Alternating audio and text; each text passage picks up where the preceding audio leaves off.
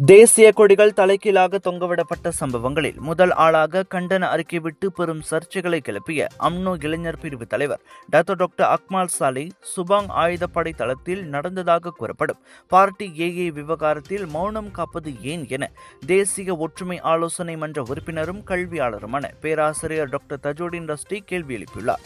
Party AA என்ற பெயரில் சமூக ஊடகங்களில் வைரலான ஒரு வீடியோவில் TUDM சுபாங் தளத்தில் நடந்ததாக கூறப்படும் நிகழ்வில் மது அருந்தல் மற்றும் பெண்கள் கலந்து கொண்டதாக காட்டப்பட்டது.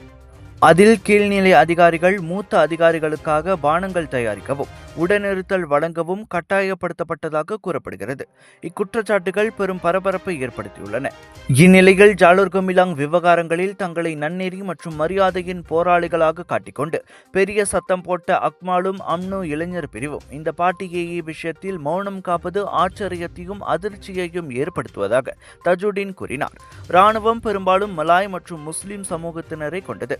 எனவே எதிர்த்து கேள்வி கேட்டுவிட்டால் இராணுவ அஞ்சல் வாக்குகளை இழக்கக்கூடும் என்ற அரசியல் கணக்கால் அக்மால் மௌனம் காப்பதாக அவர் சந்தேகம் தெரிவித்தார். இதனிடையே இந்த பார்ட்டி ஏஏ குற்றச்சாட்டு குறித்து தற்காப்பு அமைச்சு முழு விசாரணைக்கு உத்தரவிட்டுள்ளது.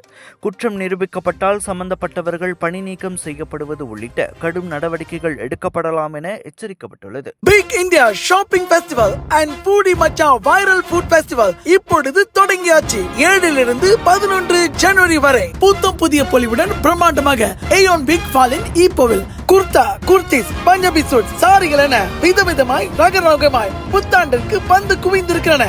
அனைத்தும் 80% வரை டிஸ்கவுண்ட். பானிபூரி முதல் பிரியாணி வரை வைரல் ஃபுட் ஃபெஸ்டிவலோடு அனைத்தும் கிடைக்கும். ஏயோன் பிக் ஃபாலின் ஈப்போவில் பிக் சேல், பிக் டிஸ்கவுண்ட். திரண்டு வாருங்கள்.